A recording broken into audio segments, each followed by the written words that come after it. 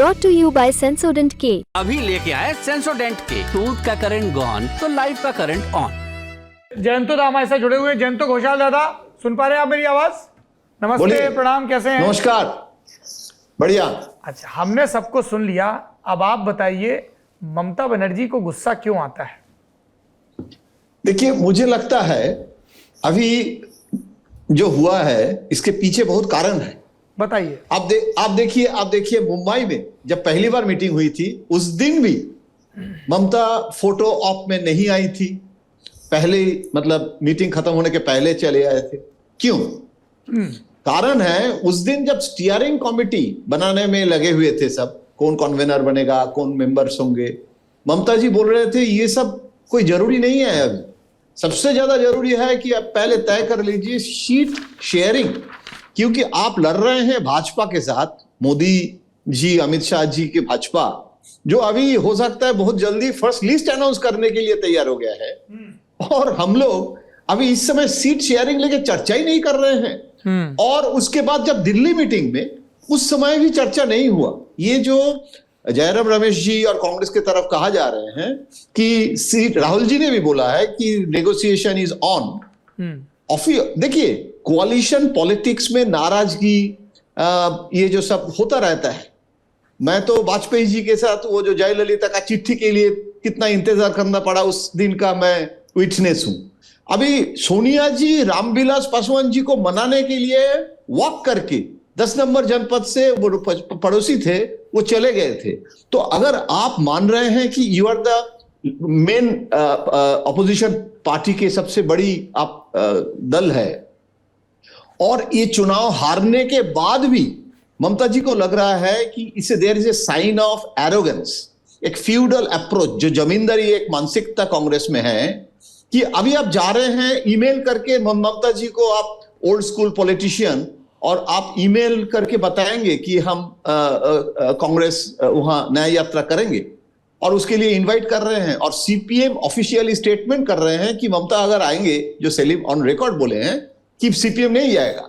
और आज सीपीएम ने अनाउंस किया है कि वो लोग 28 को, क्योंकि राहुल जी, आपको पता होगा कि राहुल जी ने 2 दिन का प्रोग्राम कैंसिल कर दिया, दिल्ली आज वापस आ गए और कह रहे हैं अभी रिपब्लिक डे के लिए आए। तो रिपब्लिक डे तो पहले से ही तय था। अभी 2 दिन का प्रोग्राम क्यों पश्चिम बंगाल में कल परसों बनाया था, अभी वो कैंसिल किए हैं, क्योंकि एक डैमेज कंट्रोल एक्सरसाइज कांग्रेस की तरफ से शुरू हुआ है। लेकिन इट इज टू लेट, क्योंकि ममता चाहते थे, जो दिल्ली में आके बोले थे, अगर आप लेफ्ट के साथ भी रहिए, लेकिन हमारे साथ भी कांग्रेस का सीट एडजस्टमेंट हो सकता है। देखिए, नंबर ऑफ सीट्स, ये जो 2 सीट्स या 4 सीट्स, या कांग्रेस ने उस समय बोलना शुरू कर दिया कि स्टेट लीडर कि 10 सीट चाहिए, 15 सीट चाहिए। लेकिन एक बार तो बैठना पड़ेगा। कांग्रेस में जब ममता थी उस समय प्रणब मुखर्जी कालीघाट में घर में चले जाते थे कि ग्रुप कांग्रेस के, तुम्हारा ग्रुप का कितना कैंडिडेट, सोमेन मित्रा का ग्रुप का कितना candidate, he was the PCC president Pranab Mukherjee. तो कांग्रेस आपस में अपने दल के अंदर में भी बातचीत होता रहता है, और आप घटक दल के साथ कोई बातचीत नहीं करेंगे और आप इंडिया अलायंस करेंगे, ये नहीं हो सकता है। और दूसरी बात है, देखिए, लेफ्ट और अधीर, ये जो अलायंस है, और उसमें एक मुस्लिम पार्टी भी है, इंडियन सेकुलर फ्रंट। अभी डेली प्रत्यह अधीर चौधरी सुबह उठ के, मतलब मुझे तो लगता है कि इनके सबसे बड़ी काम है कि ममता बनर्जी के खिलाफ बोलना। और सिर्फ अधीर चौधरी नहीं, he is the PCC president.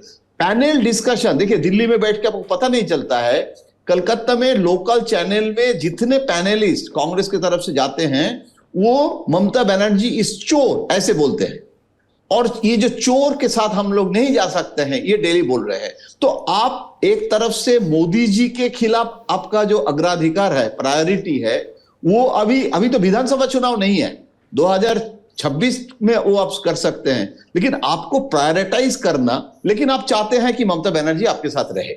अभी भी सीपीएम ज्वाइन कर रहे हैं, फिर भी कांग्रेस की तरफ से कहा जा रहा है कि जयराम रमेश बोल रहा है कि 10 मिनट के लिए अगर आ जाए कांग्रेस, ये जो ऑफिशियली जो बोल रहे हैं कैमरा के सामने, उसमें अगर 10% वो ममता जी को मनाने की, सोनिया जी करते थे, और सोनिया जी के साथ ममता जी का पर्सनल केमिस्ट्री आज भी बहुत अच्छा है। लेकिन कांग्रेस में प्रॉब्लम हो गया है, जो लीडरशिप है, मान लीजिए खड़गे जी ममता रिलेशनशिप अभी अच्छा है, लेकिन खड़गे जी भी बात करेंगे या नहीं करेंगे उसके लिए भी परमिशन लेना पड़ता है राहुल जी से। तो कांग्रेस के ये जो mishandling, and it is not only in West Bengal, ये हर राज्य में हम देख रहे हैं। अभी तो हम सुन रहे थे आदेश जी जैसे बोल रहे हैं, लेकिन पश्चिम बंगाल में लेफ्ट और कांग्रेस जो अलायंस है उसमें अधीर चौधरी सेलिम को फोन करके बोल सकते हैं कि आप आ जाओ, लेकिन ममता बनर्जी को नहीं बोल सकते हैं। अगर ये जो 2% 5% वोट है, एक भी असेंबली में सीट नहीं है, लेकिन अभी भी लेफ्ट का एक परसेंटेज ऑफ वोट है मिनिमम, तो वो घटक दल जैसे बीजेपी करते हैं, किसी ओबीसी पार्टी का 2% 5% सबके साथ मिलके चलने का जो कोalition पॉलिटिक्स का स्टाइल है, बीजेपी 303 पार्टी होने के बाद भी अभी घटक दल के साथ बातचीत के हम चर्चा कर रहे हैं। तो लेकिन यहां जब वो राम जन्मभूमि राम मंदिर का इशू के बाद जब 2024 में क्या होगा, ये एक media perception, not only media perception, its mass perception कि अभी मोदी जी को हटाना बहुत कठिन है, नामुमकिन है, ये भी मैं बोल सकता हूं। लेकिन इस समय अगर आप ये सोचेंगे कि हम ममता बनर्जी के खिलाफ भी पॉलिटिक्स करने की इजाजत देंगे, high command is a factor, Adhir Chowdhury is not the factor. तो आप ये टू प्रोन स्ट्रैटेजी कि आप पश्चिम बंगाल में वोट आपका कंसोलिडेट करने के लिए ममता जी के खिलाफ मिसरूल, माफिया, करप्शन, ये भी आप करेंगे, और दूसरी तरफ बीजेपी, कम्युनल फोर्सेस ये कैंपेन भी करेंगे। अभी न्याय यात्रा कर रहे हैं ममता जी, तो ये कह रहे थे कि हर इशू में भी हम लोग चर्चा कर सकते हैं, हम तो चर्चा करने के लिए तैयार है।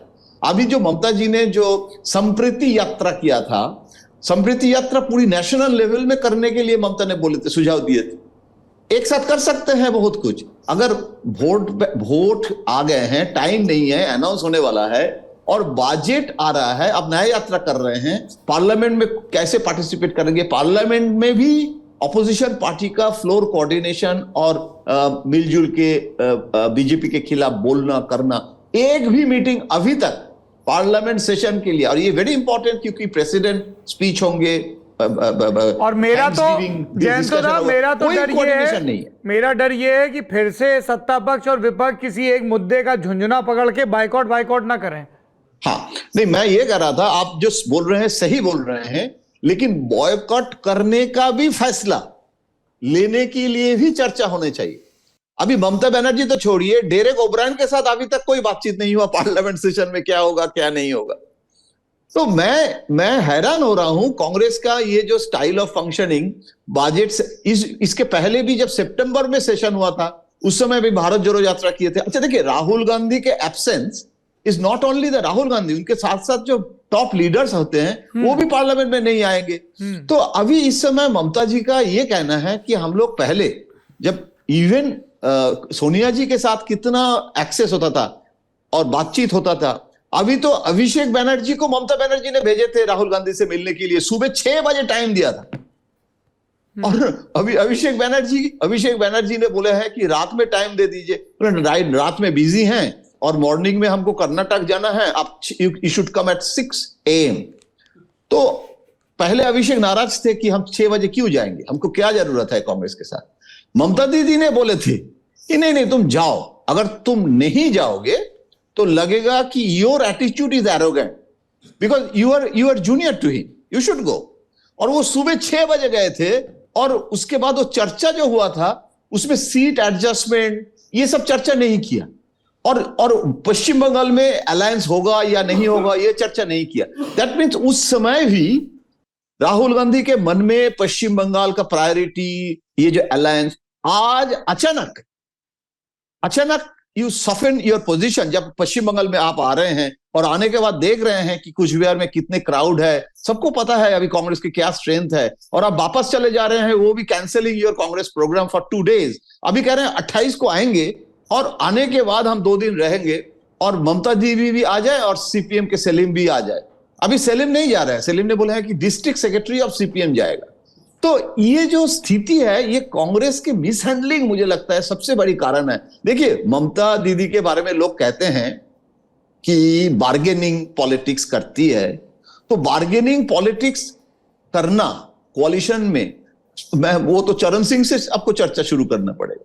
तो ये bargaining politics is nothing new ये कोalition पॉलिटिक्स में Thank you, आपको दादा। हैंडल करना पड़ेगा। जी बिल्कुल।